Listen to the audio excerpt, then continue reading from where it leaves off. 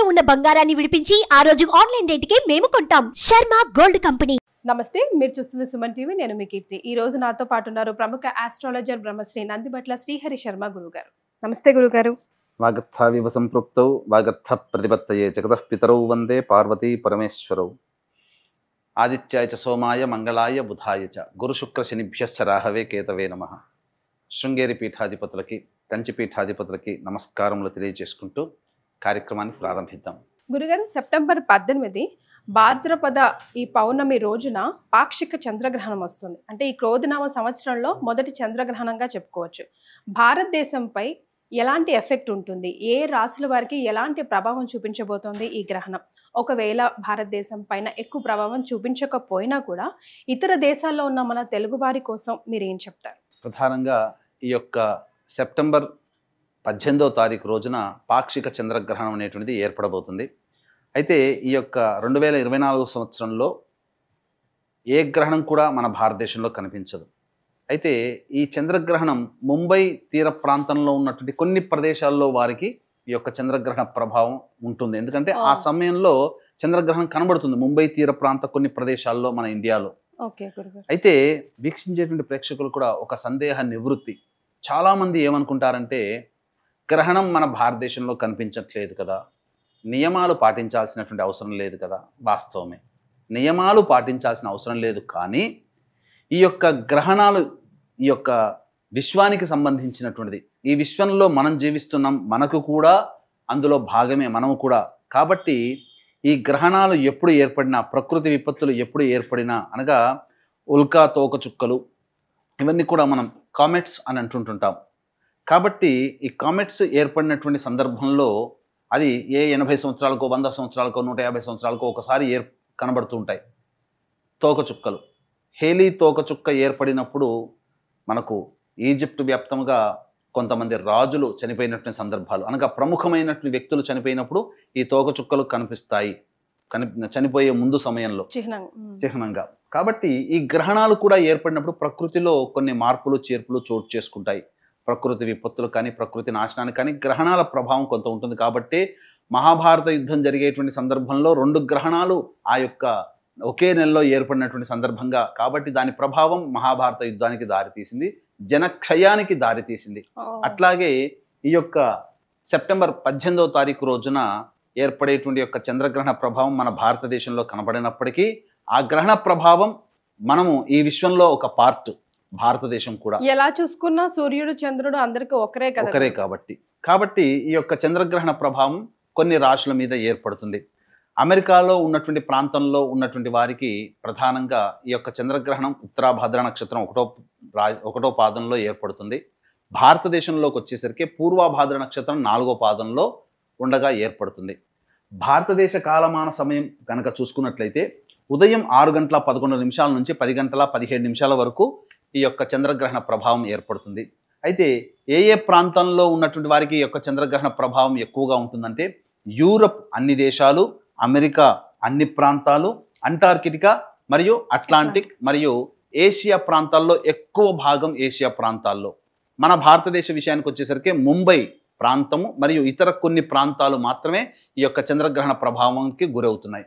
ఇక ఈ యొక్క అమెరికాలో ఉన్నటువంటి వారికి అయితే 18వ తారీఖు అనగా 17వ తారీఖు మధ్యరాత్రి, తెల్లవారితే 18 అనగా 12:41 ప్రారంభమై 4:47 వరకు ఈ యొక్క ప్రభావం అనేటువంటిది ఉంటుంది. ఈ యొక్క చంద్రగ్రహణ ప్రభావం దాదాపుగా సుదీర్ఘకాలంగా 4 గంటలు ఉంటుందమ్మా. మరి ఏ రాశుల వారికి ఎలాంటి ప్రభావం చూపించబోతుంది, both positive and negative wise? గురుగారు, చూసుకున్నట్లయితే మనకు మంచి జరిగేటువంటి రాశుల కంటే కూడా ఈ యొక్క చంద్రగ్రహణ ప్రభావం వలన చెడు సంకేతాలు కలిగేటువంటి యొక్క రాశులు కొన్ని ఉన్నాయి.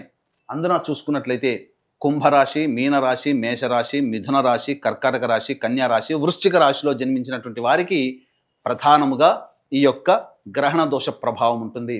ఇక మిగిలినటువంటి రాశుల వారికి అయితే, అనగా వృషభ రాశి, సింహరాశి, తులారాశి, ధనుస్సు రాశి, మకర రాశి, ఈ రాశిలో జన్మించినటువంటి వారికి కొన్ని పాజిటివ్ సైన్స్ అనేటువంటివి ఈ యొక్క గ్రహణం తర్వాత ఏర్పడబోతున్నాయి. కాబట్టి ప్రధానంగా నియమాలు పాటించాల్సిన అవసరం. నియమాలు అంటే ఏంటి? ఇల్లు శుద్ధి చేసుకోవడము, అలాగే గ్రహణం సంభవించే సమయానికి ముందు 2-3 గంటల ముందు ఎటువంటి భోజన పదార్థాలు తీసుకోకపోవడం, అలాగే గర్భిణీ స్త్రీలు చూడకపోవడము, అలాగే పసిపిల్లలకి మరియు వృద్ధులకి ఎటువంటి నియమాలు దీనికి సంబంధించినట్టు గ్రహణ సందర్భంగా పాటించాల్సిన అవసరం లేదు. కానీ ఈ యొక్క గ్రహణ సందర్భంగా నియమాలు పాటించాల్సినటువంటి రాశులు ఆయా ప్రాంతాలలో గ్రహణం ఏర్పడినప్పుడు ఆ గ్రహణం అనేటువంటిది ఆ ప్రాంతాల్లో విజిబుల్గా కనిపించినప్పుడు నియమాలు పాటించాలి. కానీ ఈ గ్రహణ ప్రభావం వలన ఏ రాశుల వారికి సమస్యలు వస్తాయి, ఏ రాశుల వారికి సమస్యలు రావనేటువంటిది ప్రపంచవ్యాప్తంగా ఉన్నటువంటి ఈ యొక్క కుంభమీన మేష మిథున కర్కాటక కన్య వృశ్చిక రాశుల్లో జన్మించినటువంటి వారికి ఈ యొక్క ప్రభావం అనేటువంటిది దోషం అనేటువంటిది ఉంటుంది. కాబట్టి ఆయా కుంభమీన మేష మిథున కర్కాటక కన్య వృశ్చిక రాశిలో జన్మించిన వారు ఏ ప్రాంతంలో ఈ ప్రపంచవ్యాప్తంగా ఎక్కడున్న భారతదేశంతో సహా ఎక్కడ ఉన్నా ఆయా రాశిలో జన్మించినటువంటి వారికి కొన్ని దోష ప్రభావాలు ఏర్పడతాయి. కాబట్టి దానికి సంబంధించినటువంటి ఆ దోష నివారణార్థమే కొన్ని పరిహారాలు కనుక పాటించినట్లయితే తప్పకుండా ఆ యొక్క ప్రభావం నుంచి ఈ యొక్క సంబంధించినటువంటివి మీనమేష మిథున కర్కాటక కుంభ కన్య వృశ్చిక రాశిలో జన్మించిన వారు ఈ యొక్క దోష ప్రభావం నుంచి బయటపడతారని చెప్పవచ్చు. ఎలాంటి రెమెడీస్ సూచిస్తారు గురుగారు? ప్రధానంగా ఏ సమస్యకైనప్పటికీ కూడా 2 రకాల పరిహారాలు ఉంటాయి. ఒకటి దైవ పరిహారము, 2 మానవ పరిహారం. దైవ పరిహారం అంటే మంత్ర పరిహారం. దైవం మంత్రాధీనం, తన్మంత్రం బ్రాహ్మణాధీనం. కాబట్టి ఈ కుంభమీన మేష మిథున కర్కాటక కన్య వృశ్చిక రాశిలో జన్మించినటువంటి వారికి సెప్టెంబర్ 18వ తారీఖు రోజున పౌర్ణమి ఉంటుంది. కాబట్టి మా పీఠం ఆధ్వర్యంలో ఈ యొక్క చంద్రగ్రహణ దోష నివారణ కార్యక్రమాలు అనేటువంటివి జరిపించడం జరుగుతుంది. ముఖ్యంగా ఆ రోజున చంద్రుడికి సంబంధించినటువంటి దోష నివారణగా చంద్రగ్రహ హోమము, అలాగే పూర్వభాద్ర ఉత్తరభాద్ర నక్షత్రంలో ఏర్పడుతున్నాయి ఒక్కొక్క ప్రాంతంలో. కాబట్టి దత్తాత్రేయ హోమము, శనీశ్వర హోమము, అలాగే ఈ రాశుల్లో జన్మించినటువంటి వారికి ప్రధానంగా దోషం ఉంటుంది కాబట్టి మృత్యుంజయ హోమం ముఖ్యంగా ఆరోగ్యం మీద ప్రభావం చూపుతుంది. కాబట్టి మృత్యుంజయ హోమము, లక్ష్మీ హోమము, సుదర్శన హోమం లాంటివి, అలాగే వివాహం కాని అబ్బాయిలు అమ్మాయిల కోసమే హోమాది కార్యక్రమం, ఇలా 18 రకాల హోమాది కార్యక్రమాలు ఆ సెప్టెంబర్ 18వ తేదీన కేవలం పర్ హెడ్ 1500 రూపాయలకి మా పీఠం ఆధ్వర్యంలో ఈ కుంభమీన మేష మిథున కర్కాటక కన్య వృశ్చిక రాశుల్లో జన్మించినటువంటి వారికి చేయించడం జరుగుతుంది. అలాగే మానవ పరిహారం అనగా అందరికీ దైవ పరిహారం చేసుకునే శక్తి ఉండదు. కాబట్టి మానవులుగా జన్మించినటువంటి మనము ఆ యొక్క దైవానుగ్రహాన్ని పొందే ప్రయత్నంగా మనకి మనం చేసుకునేటువంటి పరిహారాలు కూడా తెలియజేస్తానమ్మా.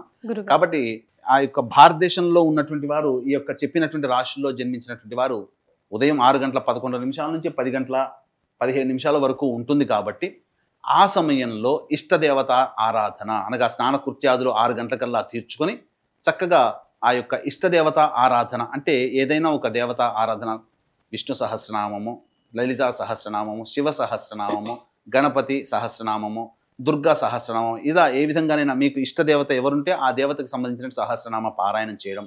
అలాగే ఆ సమయంలో మనకు భారతదేశంలో కనిపించదు కాబట్టి నవగ్రహాల దేవాలయాలు అన్నీ కూడా తెరిచే ఉంటాయి. కాబట్టి ఆ సమయం చాలా మనం ఒకవేళ కనిపించకపోవడమే మన అదృష్టంగా భావించాలి. ఎందుకనంటే గ్రహణ సమయం ఎటువంటిదనంటే మనము మామూలు రోజుల్లో 1000 సార్లు ఒక దేవతా నామాన్ని జపం చేస్తే ఎంత ఫలితం ఉంటుందో గ్రహణ సమయంలో 10 సార్లు పఠిస్తే అంత సమయం, అంత విశేషమైనటువంటి పవర్ లభిస్తుంది.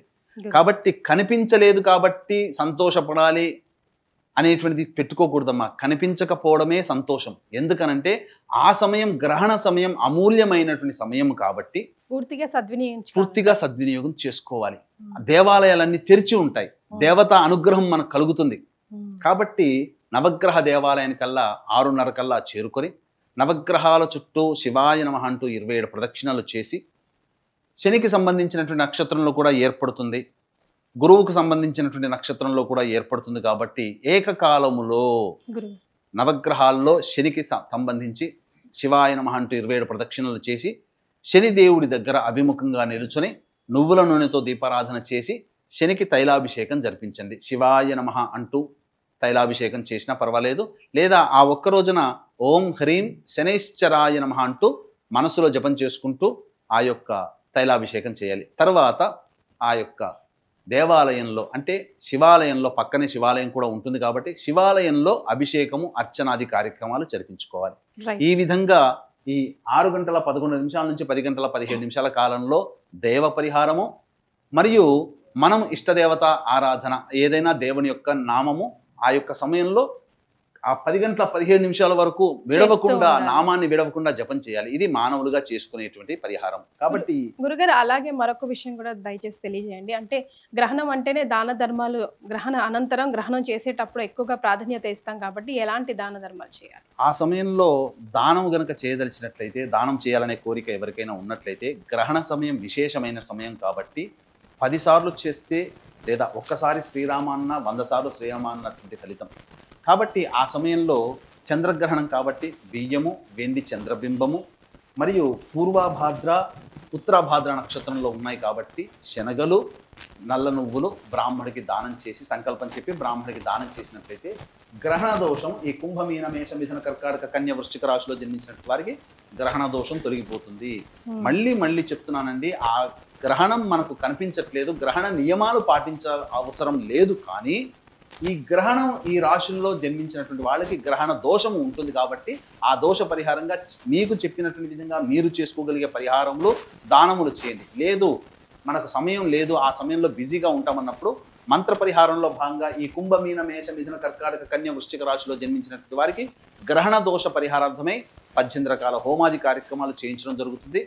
ఈ చెప్పినటువంటి రాశులే వారికే కాకుండా ఆ గ్రహణ సమయం అమూల్యమైనది కాబట్టి 12 రాశుల వారు కూడా ఈ యొక్క గ్రహణ సమయంలో వచ్చేటువంటి దైవిక శక్తిని మీరు పొందవచ్చు. ఆ విధంగా కార్యక్రమంలో నమోదు చేసుకోవచ్చు. కేవలం పర్ హెడ్ 1500 రూపాయలకే చేయించడం జరుగుతుంది. గురుగారు, ఇప్పటికే ప్రకృతి వైపరీత్యం మనం చూస్తా ఉన్నాము. మరి ఈ గ్రహణం ఎఫెక్ట్ వల్ల మరింత తీవ్రత దాల్చే అవకాశం ఏదైనా ఉందంటారా, లేకపోతే శాంతిస్తుందా? ఎందుకనంటే అక్టోబర్ నెలలో కూడా మళ్ళీ గ్రహణం ఏర్పడుతుందమ్మా. సెప్టెంబర్లో 18వ తారీఖు నాడు చంద్రగ్రహణం, మళ్ళీ అక్టోబర్ నెలలో మళ్ళీ గ్రహణం ఏర్పడుతుంది. కాబట్టి ఒకే మాసములో 2 గ్రహణాలు ఏర్పడుతున్నాయి. కాబట్టి దీని ప్రభావం ఖచ్చితంగా ఆయా దేశాలు ఏ దేశంలోనైతే కనబడుతుందో ఆ దేశాల్లో ఉంటుంది. కాబట్టి కామన్గా మనం గమనించుకున్నట్లయితే సెప్టెంబర్ మాసంలో మరియు అక్టోబర్ మాసంలో ఏర్పడేటువంటి గ్రహణాల్లో కామన్గా ఎఫెక్ట్ అయ్యేటువంటి దేశము అమెరికా దేశము.